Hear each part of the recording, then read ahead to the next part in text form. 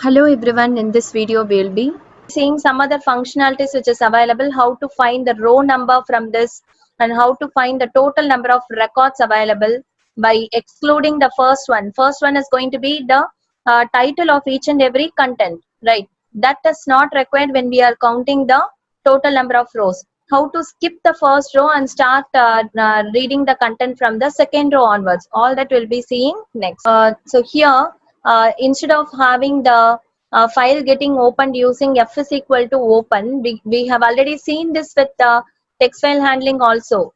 With the keyword with is a keyword, after which we can specify open whatever content we needed and then as CSV file, and after which this CSV file acts as a file handle. As such, whatever we are going to do with the file handle, the same thing is being done. Here what they have done is they have started with the opening of the file, and this is going to get closed when we are completing this particular. It is going to get closed by itself. So that is the difference. All understand how the same procedure whatever we have done, instead of opening the file using f is equal to open, we are opening it using with open. And the next implementation is number of records. We can skip the row whichever we do not need using the function called next. Now to the next function, what you have to supply is the reader object. Whatever object you have created, the CSV reader object must be supplied as a parameter, which will make the pointer. Suppose a pointer is here in the beginning of the file. If I'm making it next, it is going to make it to the beginning of the second record, so that when I'm reading the content from the file right now, because the file pointer has been moved to the second record, it starts reading the content from the second record onwards. So to move to the next record, we can make use of function itself called next. We can have a count with which we can increment the count each and every time when we are looping into it, and at last we can get the total number of records. This is one particular method which through which we can exclude the first row. We are making use of the function called next. Or else for whatever purpose, sometimes if you need to exclude the next row, you are the programmer, you have to know how the data is getting stored in the file.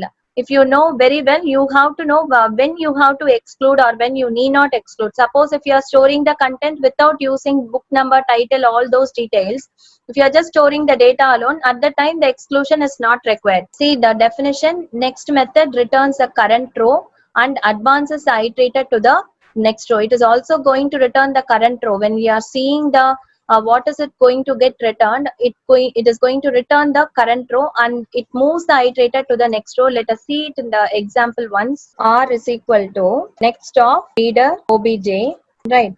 See, it is skipping the first one, and if I'm seeing what is there in R, it is going to return the first content which we have skipped. R's value is next of reader obj.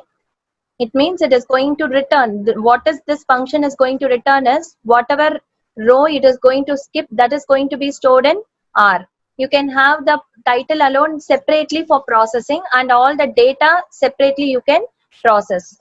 When you are totaling all the marks and you wanted to display, when you are directly starting with the for loop, and if you start to total it, the first row is going to contain a string which we can't total. Right, at that time what you can do, you can have a separate next function which is going to skip the first row. So the next one is how to find the line number.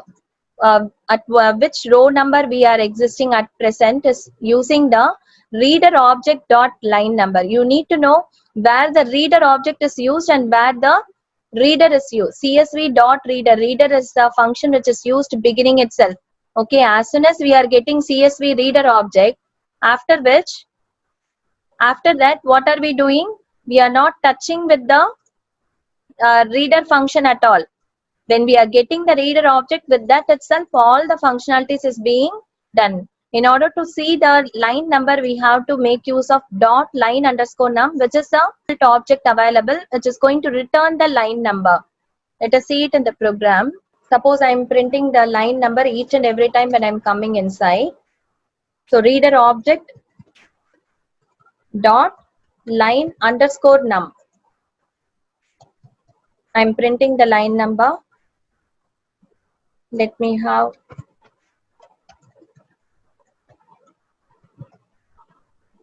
Then the line number is 2 now because first line has got skipped. Line number is 2 on the record. Line number is 3 on the record. So with this line underscore num, CSV rows dot append of row. They have some list and they are appending all the rows into the list. So here what are they trying to do? They are just finding the value of the total list available, which is going to return us the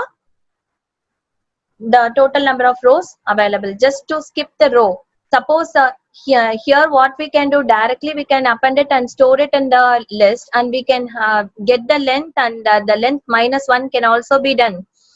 Because you need to know all these parameters we are explaining with this with respect to the line number and also the function called next. So line number is nothing but a counter which returns the number of rows which have been iterated.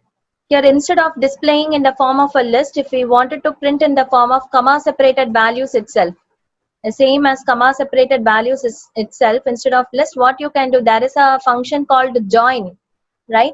Within the bracket, if you are supplying anything which can be iterated, it can also be a string or a tuple or a dictionary, whatever you are passing here, it is going to get joined with a comma and it is going to get displayed. Here we are getting the row in the form of a list and we are supplying it here.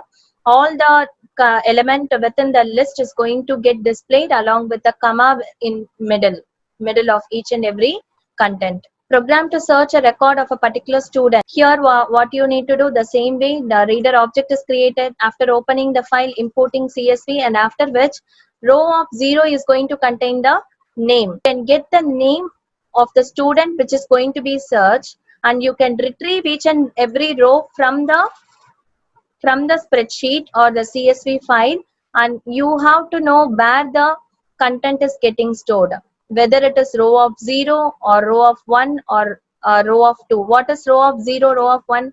In our particular example, suppose if I'm asking whether a particular book is available or not, suppose it is BBB, you will be finding you'll be having the row object, right?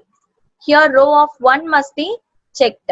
Row of 1 is going to return us with the title of the book. Row of 0 is going to return us book number. Row of 1 is title. Row of 2 is author, and row of 3 is price. If I'm asking you to display all the books which is having the price greater than 4,000, then it is going to take the price content alone. In this case, it is row of 0, 1, 2, 3. Row of 3 must be checked. So that is why they are checking with row of 0 and printing only those rows with the name available. Writing into CSV file will be discussed in the next video. Thank you for watching.